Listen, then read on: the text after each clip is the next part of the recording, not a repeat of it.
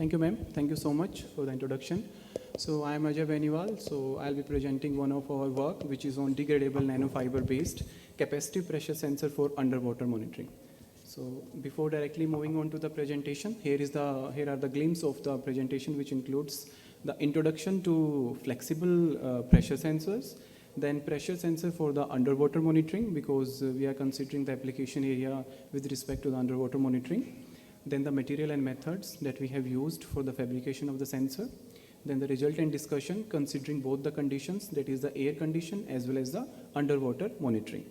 Then state-of-the-art comparison, where we have compared the obtained results with the state-of-the-art, and then finally the conclusion. So in the recent time, flexible pressure sensors are gaining significant attention due to their wide applicability inside the various application areas like wearable applications, healthcare applications, underwater vehicle monitoring, robotic hand, foot planter pressure monitoring, human-robot interactions. So considering all these application areas, the development of the pressure sensors, and specifically considering the flexible form factor as a one of the important aspect, flexible pressure sensors are important. And for the fabrication of these sensors, there are several fabrication techniques, we can say, that like molding, 3D printing, electrospinning, chemical deposition, etc. And to enhance the sensitivity of different pressure sensors, various techniques has been used, like making the dielectric layer more porous, or filling up the pillars, using the pyramids, or using the nanofibers-based dielectric layer, which we are also using inside our present work. And different materials have also been used for the fabrication of electrode, as well as the dielectric layer, as well as the encapsulation material, which can include the biodegradable elastomers, conducting polymers, and piezoelectric materials. So depending upon the working principle, since we are concentrating on the capacitive sensors because they are less prone to the noise, so that's why they are preferably whenever we are talking about the pressure sensor. So since we are considering underwater monitoring as the primarily application area where we want to use these particular pressure sensors, so considering the underwater monitoring, ocean exploration is one of the primarily factor, or we can say that the utilization of these particular sensors. And for autonomous underwater vehicle monitoring also we can use the pressure sensor. But whenever we are talking about underwater pressure sensor monitoring, first thing we need to consider is that the depth up to which the sensor can be accepted. Because if the depth of the ocean, or we can say that our location where we are utilizing these particular sensors, then the sensor should work inside that particular broad range. So that is the primary requirement of any particular pressure sensor whenever we are using it for the underwater monitoring. Second thing is the flexible form factor. Since we are attaching these particular sensor either to the marine vehicles or to the diver's suit, so they should be flexible in nature so that they can be easily attached to the either to the diver's suit or to the marine vehicles. So flexible form factor comes as a major importance where we are talking about the underwater monitoring. And third aspect is the biodegradability. Because if we are using sensors which are based on non-biodegradable materials, then eventually they cause the microplastic inside the water, and which is life-threatening as well as detrimental to the aquatic life as well as the marine animals. So which leads to their death. So that's why it is always preferable, or we can say that the recent publications or the latest technology that we are applying for with respect to the flexible pressure sensor is considering the materials which are biodegradable in nature, or we can say that which are making those kind of bioproducts which are not detrimental to the aquatic life. So this is the importance of coming up with the biodegradable, or we can say that the disposable sensors, or we can say the pressure sensor. So considering this particular aim, what we have done here, so we are using the electrospun nanofiber-based dielectric layer, which is based on the PHB fibers, that is polyhydroxy butyrate fibers are used as the dielectric layer. And we have used aluminum foil and the conductive textile as the electrode, as bottom electrode and the top electrode respectively. And polyimide tape is used for the encapsulation because we are using the sensor for the underwater monitoring. So that is why, to avoid the penetration of the water inside the sensor layer, so encapsulation is required. So we have used the polyimide tape as the encapsulating material for this particular sensor. In the figure 4, figure 3 is the schematic illustration of the electrospinning setup or the electrospinning process, and figure 4 represents a schematic illustration of the sensor design and scanning electron microscope image of the PHB nanofibers that we have developed using the electrospin technique, and the flexible form factor is represented inside the downside figure of 4, part of figure 4. The next is the resultant discussion part. So before directly moving on to the underwater monitoring, we have examined the pressure sensing characteristics of the sensor under the air environment. So what we have done over there, so we are using a custom-made pressure testing setup for monitoring the pressure under the air. So the range that we have considered is from 0 kilopascal to 100 kPa, as we can see from the figure 6a. And the sensitivity, or we can say that the response that we have obtained corresponding to this particular range comes out to be 0.109% per kPa. And again, in the figure 6b, the stability analysis we can say, or the repeatability analysis we can say, we have examined the stability of the sensor at 3 discrete pressure levels, that is 5 kPa, 20 kPa and 30 kPa. And from the obtained results, we can see that the response is quite stable and repeatable in nature. However, at 30 kPa, you can see there are minor drop down lines at 30 kPa and 20 kPa, which are due to the, since we are using the custom-made setup, which is over there inside our laboratory. So it's maybe causing because of the custom-made testing setup. So next slide is about the underwater monitoring. So after monitoring the pressure sensor in the air conditions, we have monitored the response of the sensor for the underwater pressure conditions.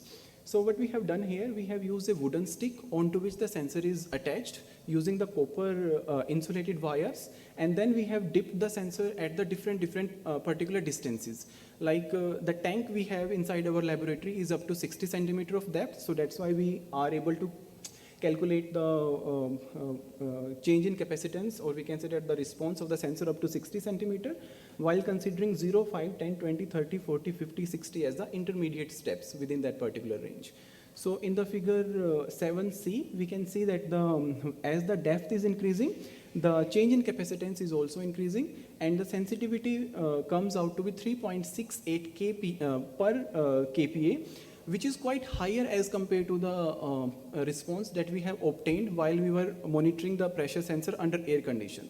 So this particular deviation, or we can say that the difference in the percentage response could be ascribed to the change in dielectric property while the sensor is under the underwater conditions, and the compression which is applied while sensor is under the water monitoring conditions. So next, in the figure 7d, hysteresis analysis has been examined. So considering all these particular values which are shown in the figure 7b, hysteresis analysis is examined, and the hysteresis comes out to be 1.31, which is quite good. Means as low as the hysteresis, better is the your device. So hysteresis is almost around 1%, which is quite low, and it is quite appreciable. And figure 7e represents the cyclic repeatability. Cyclic repeatability means whenever we are using a particular sensor, its response should be repeatable in nature. Like it should not be one time we are putting it under the water and then bringing it out. Again we are putting it, the response should have been the same. And from the obtained results, we can see that the response at a fixed 60 centimeter depth comes out to be almost similar. However, certain minor peaks are there during the time frame 0 to 50, which are because we are doing it manually. So that may be attributed to that also. And then next 7F is corresponding to the response and recovery time of the capacitive, this particular fabricated sensor. So we have considered a single cycle out of these particular cycles which are represented here. So response times comes out to be 0.54 second and recovery time comes out to be 0.48 second, which is quite fast response we can say, and that is why the capacitive sensors are preferable as compared to the other sensor, because their response recovery time is quite fast as well as they are less prone to the noise. So that's why capacitive sensors are preferable whenever we are talking about the pressure sensor. So next slide is about the capacitive, comparing our obtained results with the state of the art.